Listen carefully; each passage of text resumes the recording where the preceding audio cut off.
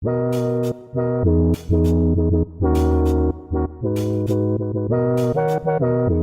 Jared. I'm Marcus. Level with us.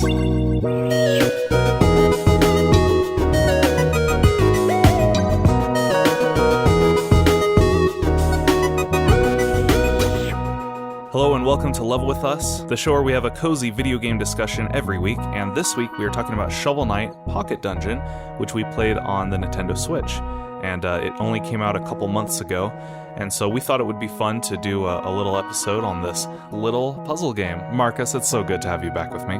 Wonderful to be back, though the replacement Marcuses were very nice. I'm glad you approved. I've noticed that this game is kind of hard to tell what's going on when you're watching a trailer of it. So, Marcus, can you try and describe for our listeners exactly how the gameplay works? What is even happening? Sure, yeah, I can give it a try. So if you saw like a screenshot of this game or a trailer, it looks like a typical matching tiles type puzzle game, kind of like Tetris or Candy Crush. But what makes this game different is you control a character moving throughout the board, and you're destroying blocks and kind of trying to get these chain combos, and you're balancing between bumping into enemies to attack them and healing yourself by bumping into potions. So it's more interactive than a puzzle game and more puzzly than a roguelike. So it's kind of in this little niche between them, but it's really cool. And it features the eclectic knights that we've come to know and love. That's right. And the more Yacht Club games that I play, the more I've become a huge fan of their little studio. I think everything that they've put out has just had such quality. It makes me so excited for Mina the Hollower coming out soon. But yeah, I kind of thought going into this it involved a match 3 system as well. But it's more action focused than anything because you have a health bar, you have an attack stat, which can be modified with relics over time. I feel like the action aspect of this game really makes the puzzle aspect more interesting. Yeah, I like how you're not just attacking these enemies to get a high score. You're doing it to like get gems, to buy better relics, to do better. If you wanted to, you could like totally deprioritize trying to get these long chains or long combos, but the thing is those get you the most gems and they also feel the best when you do it. So it's like a puzzle game where you can be bad at it and, you know, still sort of go along for a while there. I also think it's interesting that it's not turn-based, but it sort of is, because if you just don't move, other things move one space, but it does so slowly. So it's a bit like I don't know. Do you know what I'm trying to say, Jared? Like, it's kind of a turn-based. It's like Tetris in that there is a ticking clock. Like, you can't just sit there and wait. You actually have to be pretty proactive in making decisions. Right. In that way, it actually reminds me of Crypt the Necrodancer, because if you don't move to the beat in that game, the enemies still will move and still can hurt you. And funny enough, when I played this game, I was really enjoying the soundtrack, and I actually ended up moving to the beat quite a bit, as if this was Crypt the Necrodancer, which messed me up. But I want to try to play that way. That sounds like a fun variant. Well, it's just kind of a testament to how good Jake Kaufman's arrangements are. So Bops, for sure. Did you have a knight character that you favored the most? Yes, Mole Knight. So each of the knights that you play as in this game, each of them has a special ability. Mole Knight has the capability of burrowing. So you can kind of like scooch your way around enemies. Like, excuse me, just going over here to grab this potion. And what's nice about that is the thing that would usually kill me with knights is me really not watching my health and not watching the enemies about to fall around me. And then suddenly I would be trapped on all sides. And that just meant I would have to die. But with Mole Knight, I could get out of dodge in those kind of sticky situations. So that ability came in clutch a whole lot for me. But I'm curious what yours was. I don't know what's going to be. Mine it actually was Treasure Knight. His ability is pretty simple. It's that he does 1 extra damage if he's attacking upwards. I don't have Treasure Knight yet. I don't think I've unlocked that one. Well, spoilers then, but Treasure Knight attacks just like any other knight, and the only difference is he does 1 extra damage whenever he slashes up. That's such a simple ability, but it still changes the way you play, where I'm always trying to go down and work my way up. Like, I'm always trying to get beneath things, because I'm way less likely to take more damage if I can take out certain enemies in 1 hit. And I think for each of these characters, it's amazing to me how much they rewire your brain when you're playing as them. Sure. Like Spectre Knight, who has to avoid potions as much as possible, whereas every other knight you play as, you always need to be checking your health and grabbing potions. So it messes me up when I switch to him and switch back. For sure. I feel like that's a sign of a good character roster. I feel like if there's a game where you don't feel the difference, if it's just cosmetic, then I think that especially for these puzzly type games, having characters that have a diverse play style is really cool and fulfilling. You know, I think this game would work just fine if Shovel Knight was like the default only ability you had, because, you know, there's maybe they would have had to add more relics, but you know, there's enough variety every run that it always feels fresh. So the fact that you can play as a completely different knight adds so much replay value. Also, I will say, I think it's pretty hard. It's pretty hard to get to the end, especially if you're not thinking, because it does have that time pressure, but it's so easy, even on the very first level, just to accidentally do an extra tap against an enemy that you didn't have enough health to withstand, and the run's over right away. And that could be frustrating. That was a common experience, for sure. Right. So be aware, you can't be careless in this game. You really have to pay attention. That is one interesting thing, because you can kind of get into this flow state, especially when you have a really great build, and then in less than a second, you can be dead if you get too lax. So I guess it's up to personal opinion whether or not it kind of hits that gap in between difficulty settings, you know? But no, yeah, for sure. I thought it was really good. Well, I'm glad you enjoyed it, and we can gush about it a little bit more in our next segment, which is Star Pieces. This is the part of the show where we talk about a cool little detail that we liked, or maybe a cute little Easter egg that we discovered while we were playing. Marcus, what's your star piece this week? So when you're playing through levels, it's kind of formatted in this arcade style, with on the left side it shows a little icon of your character and all of your stats underneath it, and on the right side is some information about whatever enemy you're close by or currently fighting. And my star piece is on that right side of the screen. It has, it's mostly just bouncy little animations. Once you attack them, the animation changes. Like if you attack a slime creature, it shows it like being half flattened, and it's kind of funny and cute. They're not all that cute, but as far as I've seen, every creature, once you attack it, it has a secondary animation of it looking flustered or frazzled or angry, and I like it. That's awesome. I do love the little character portraits. I didn't know that they react when they get hit. I knew the knights did, but I'll have to pay attention to that. That's really funny. My star piece is the mini game that you can play in the hub. Have you found it? Is it the one where you attack up, down, left, or right? Yes. Yeah, I've tried it. It's not too hard to find, but it was hard for me to find. So when I did stumble into it, I felt really good, because I'm like, oh, there's more stuff to do.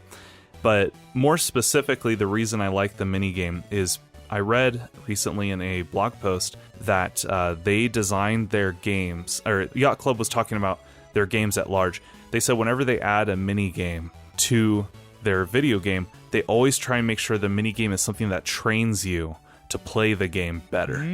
So in the Shovel Knight games, the minigame usually involves moving your character around a course or hitting with precision. And in this game, basically, they're trying to train your brain to know what to hit in what order, so that you're more familiar with how that character works and how much damage enemies do, which I really appreciate. I think that's pretty cool that it feels fun because it's, small and simple, but it still makes you better at the game. That's really cool. You're totally right. It's kind of like a punching bag situation where it's teaching you basically how to do snap decisions. I love it. And speaking of punching bags, let's get into quick jabs. And jab.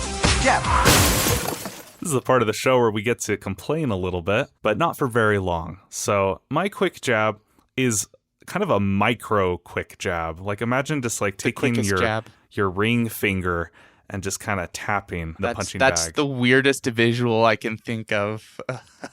Just lightly tapping someone with the finger we use the least. Sure, yeah. Boop. So my micro jab is, when you die, you lose all your gems. But the thing is, as soon as you're hit, your gem count hits 0 immediately. As soon as I know that I'm dead, I can't look over and see how much I did have. And then when it switches to the next screen, it shows all your gems from the run, and then all of your collective gems. And again, once it switches to that screen, the gems you collect in that run are already funneling into your main gem count. So I never know how much I made that run. I never know if I made more than 500. And this is a micro jab because it really doesn't matter. Gems are way easy to come by. I always had a bazillion. It wasn't hard to buy relics. It wasn't hard to buy skins for characters.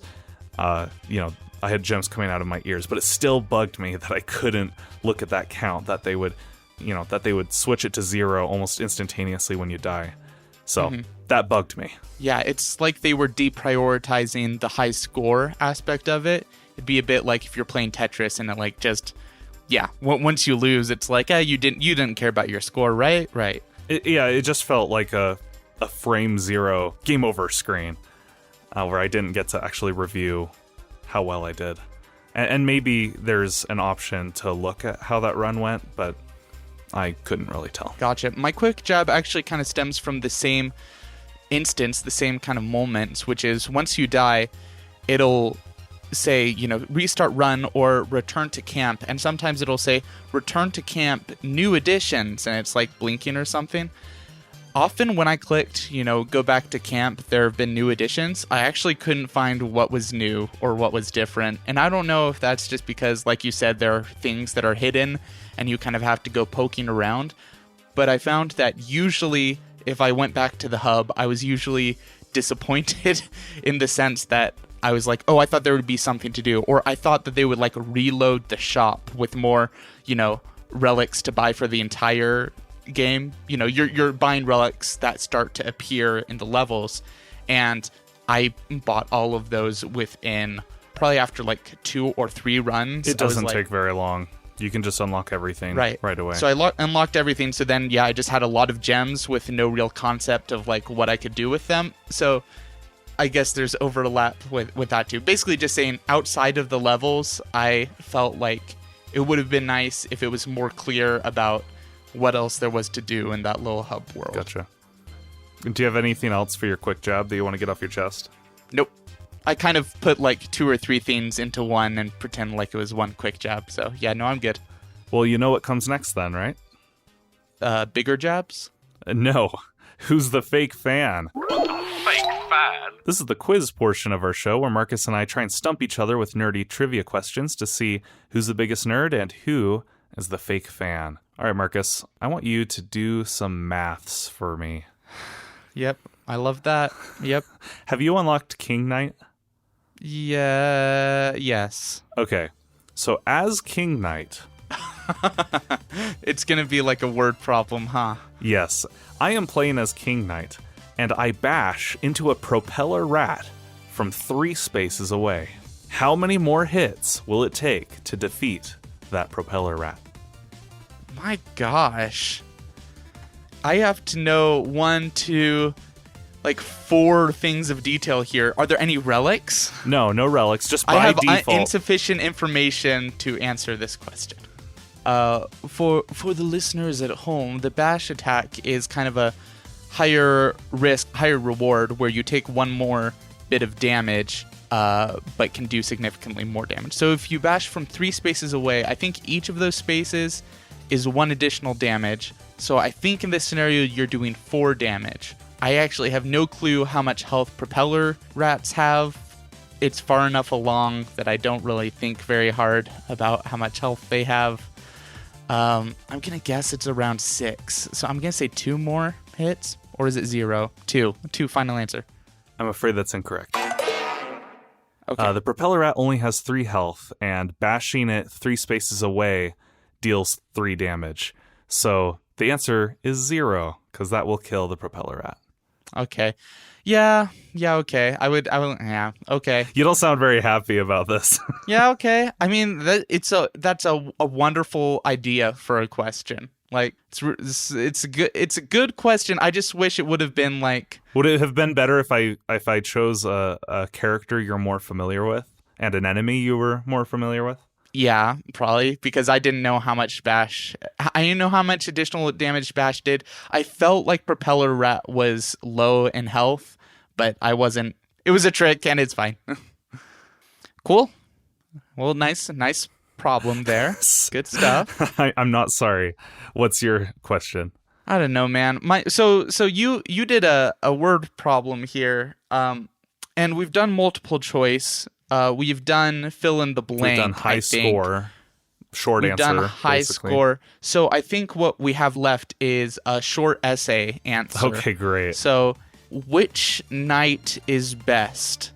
Explain your thinking and do so in 3 to 4 well-formulated paragraphs. Can I have the prompt again, please? Which knight is best? No, this is not what I wanted to do. I actually seriously considered preparing a short essay response. That feels like such a... No, I'm down for this. I like this idea. I'm gonna tell you it's not fun. I've decided I don't think that'd be fun. Let's just go back to the basics. What's the name of the guy who sells you stuff? That would be Chester, I think. That would be correct. All right. Wow, what a fun game show. Let's move on.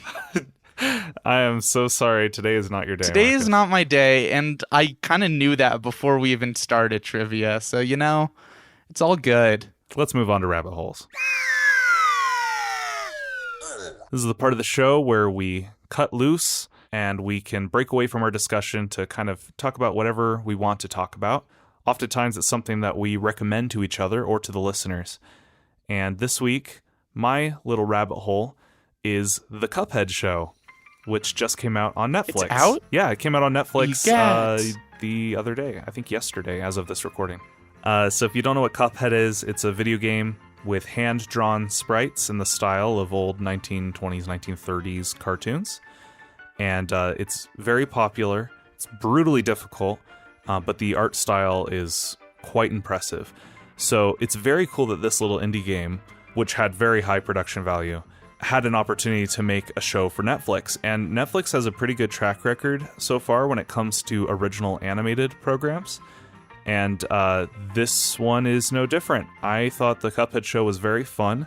It kind of fills a hole that's been lacking from most modern animation, and that is kind of more Looney Tunes slapstick humor.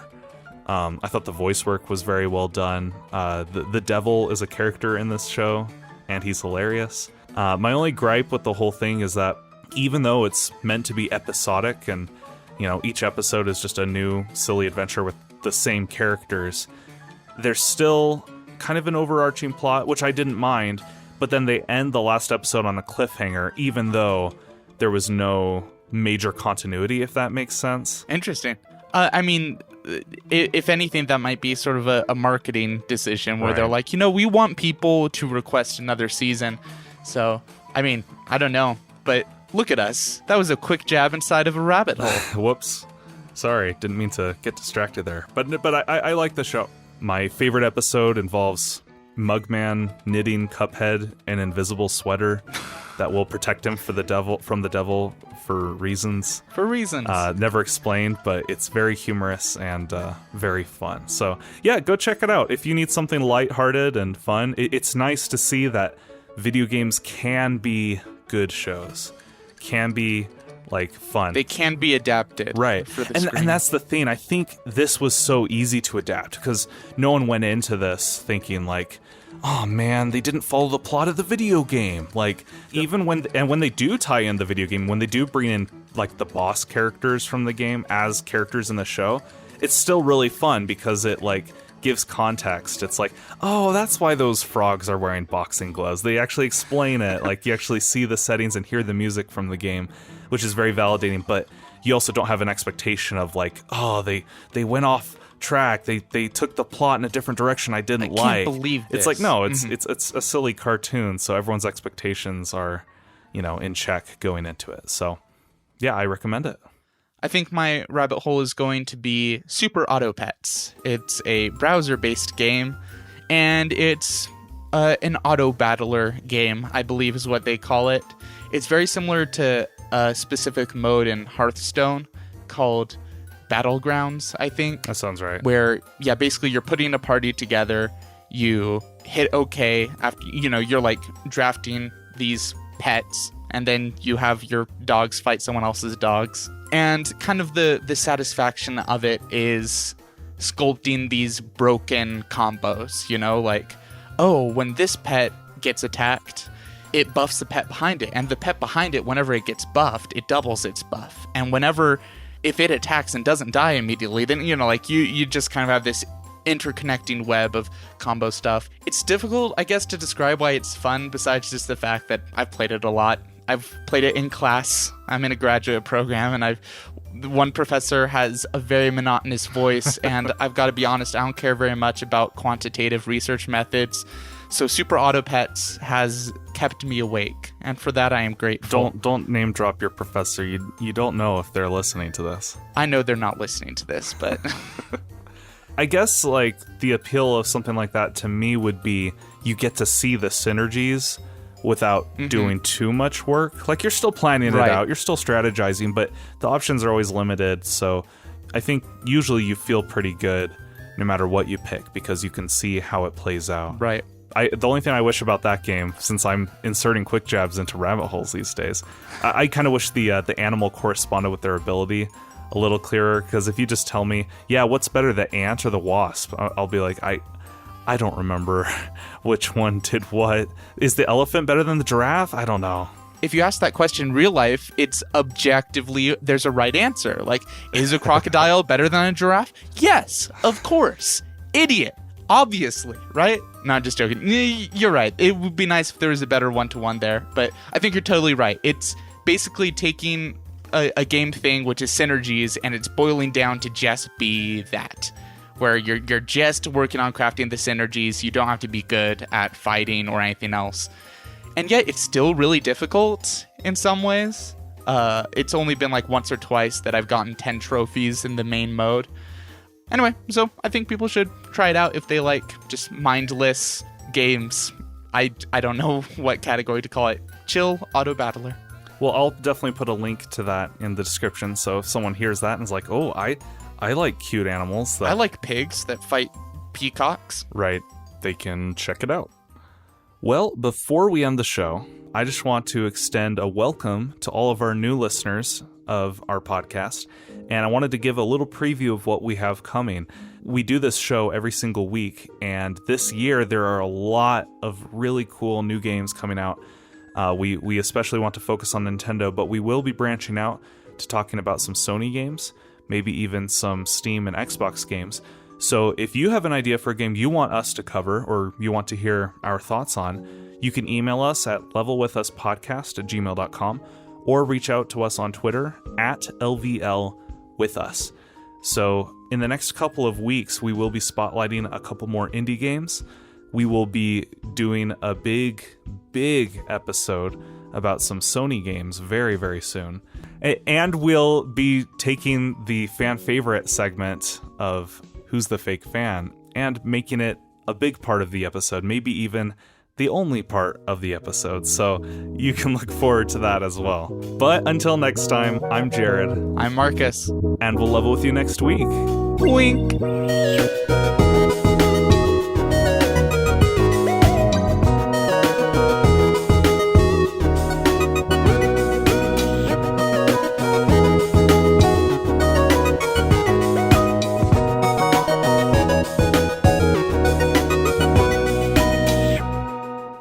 Thank you for leveling with us. The music that you heard in this episode comes from composer Jake Kaufman and was used in the game Shovel Knight Pocket Dungeon.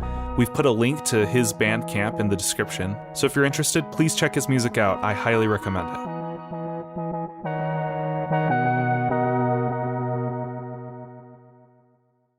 Well, I'm sorry that didn't go very well for you, but fake fan. No, just kidding. Well, I'm sorry, fake fan. It's like in Link's Awakening where you steal the thing and everyone's like, hey, thief. It's like once you fail this game, your name changes to all caps fake fan. That's right. I'm just going to call you fake fan from every episode until you actually win. So thanks for being on this podcast with me, fake fan. It's so passive aggressive. Hey, fake fan. Hey, fake fan. Oh, hey, what's up? Hey. Fake fan. Yeah, our target demographic is communications professors in their late 60s. So I swear they are going to listen to this and be like, late 60s. they're going to be like, I turned 51. Yeah. What is up with this guy? And we'll be playing with the format a bit to do some things where we might just have one segment. How exciting. Less content. Tempt me. Right.